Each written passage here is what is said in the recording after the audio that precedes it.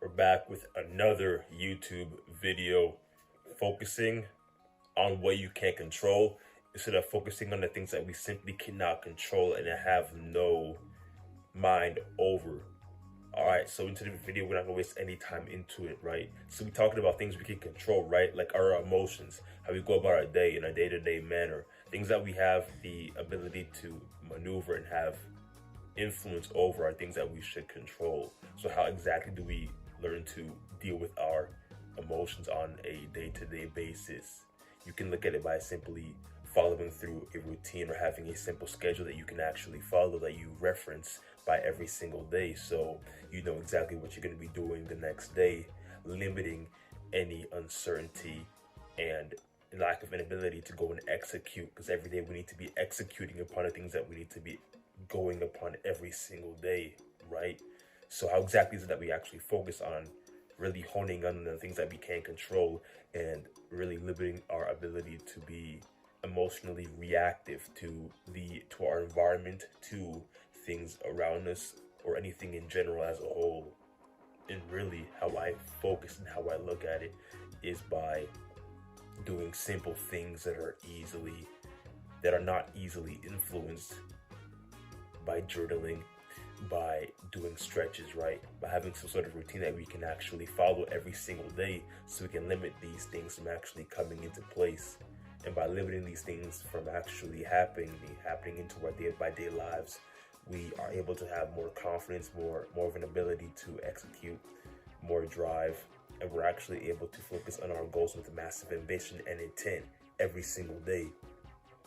So by focusing on things that we have control over, like you can say, for instance, a time that we leave to our work environment, or the time that we go out to go and exercise, or the time that we go out to focus or help with our kids, our family. These are things that we can typically control in our day-by-day lives, and they may or may not have massive influence on our time regulation, on the work environment, roles, things that need to be done, right? And in order for us to have massive influence upon it, we can look at it from the day before, of these things that are typically going to have to be done, and we look at it from that standpoint. But we know this has to be done today at 4 p.m., etc. We got to do this certain thing in a specific time frame. So before that day even rolls around the corner, we put specific plans and frames into place. So when it comes 4 p.m. to upload a YouTube video, we can immediately get on that task. We're not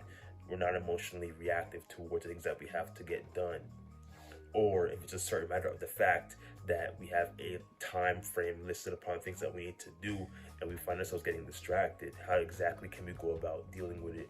We can go about dealing with it by simply blocking our phone, muting all notifications, as well as putting yourself in a secluded environment, so distractions don't even become a thing, more like it's a thing of the past. So how exactly do we focus on controlling things that we have massive control over? And it simply comes down to just doing what needs to be done, executing, and focusing on the simple, minute tasks that create 1% motions towards where we want to ideally be. And it's focusing more on the self-awareness, self-regulation of the things around us, our environment, surroundings, anything that can have some sort of influenced upon our actions, upon the things that we need to get done.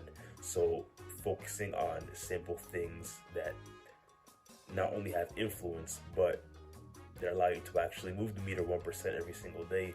It's what creates the environment of you, yourself, and focusing on the things that need to get done.